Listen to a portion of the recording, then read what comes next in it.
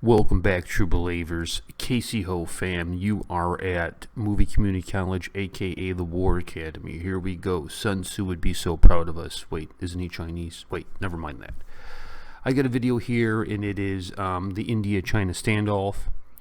All parties meet to discuss border face-off with Prime Minister Modi. Let's take a look at it. Now, for more details and insights into this expected meeting, our political editor Karthikeya Sharma is joining us live for more insights. Karthikeya, tell us, what can we expect from this high-level meeting? See, there are a couple of things which the government intends to do. One, it intends to build a political consensus in India. What had happened in the last 48 hours, or to say 2 or 3 days, was a political fight on the issue of why the men died, why weren't they carrying arms. There was a tweet by the foreign minister on this issue also. This resulted in a lot of debate, heated exchange of tweets and statements by various political parties. So on the issue of China, Prime Minister wants to create a consensus so that the nation or the political parties on the issue of LAC can speak in one voice. And that has been the tradition. In India, unlike America or France or other Western European democracies, when it comes to foreign policy issues, and especially in context of Pakistan and especially in context of China, the opposition parties generally support the ruling dispensation. This was witnessed in 1971 when under Indira Gandhi there was a war with Pakistan. This was witnessed during 99 also when Kargil took place and the Congress and other parties supported then Indian Prime Minister, BJP-led government Atal Bihari Vajpayee.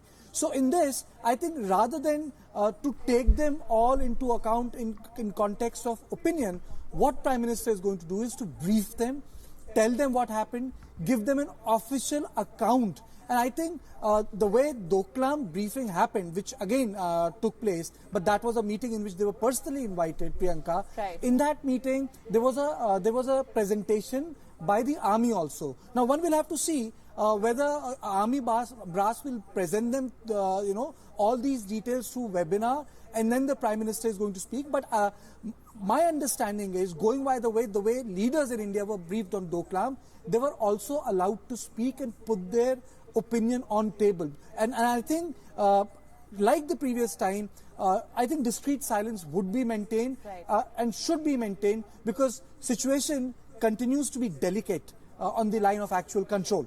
Right. Now, Karthikeya, China is facing a lot of global criticism. We know that the US has imposed sanctions over Chinese officials over their treatment of Uyghur Muslims. And now India is planning to chair this high-level meeting. Will the Chinese respond to this pressure, in fact, global pressure?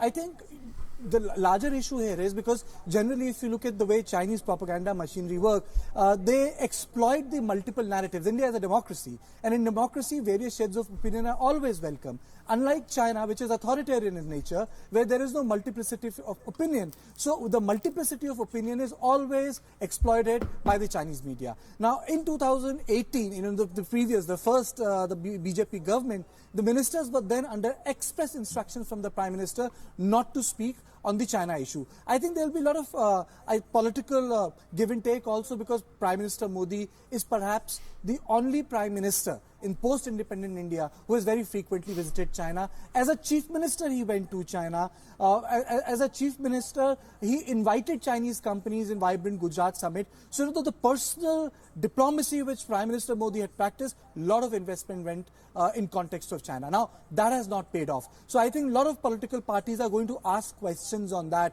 what happened, what do we need to do? 45 years of peace has broken.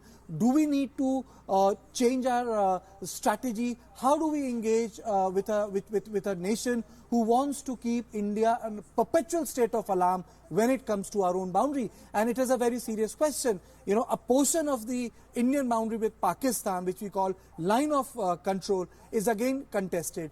A huge swath of land, again, which we call line of actual control, is contested by China. This would make any country very, very jittery. So I think today's meeting is very, very important, so that the nation can, at least in political sense of the word, speak in one voice when it comes to China. Absolutely. Karthikeya, thank you so much for joining us and for all your inputs. We'll come back to you for more when the outcome of this high-level meeting comes. This is a brilliant move, and I'm going to tell you why this is a brilliant move on Modi's part, because he has all the leaders now here, and they're going to be on record. I think this takes away a lot of the political football, soccer ball, if you will, that can happen with this. You know, we saw this in America with the Iran-Iraq war. I remember, if you guys remember John Kerry, when he said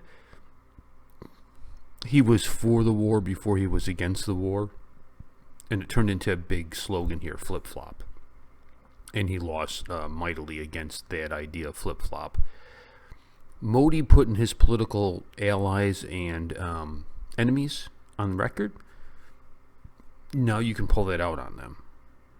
So if I'm an opposition leader to Modi, and I sit there and listen to it, and I say, I'm going to play political games with this and make Modi look bad, Modi can turn around and say, look, the professor is anti-Indian. He doesn't care about the security of India. You guys probably shouldn't vote for him. But that's a lot to kind of come through, especially in India, because Indians are very patriotic, right? You guys are very patriotic. Or if I come out and say, yes, Modi, let's work together. Let's try to find a way to punish these wrongdoers in a way that makes sense. And then I come out and say, no, he's a buffoon. He didn't know what he's doing. He could say, no.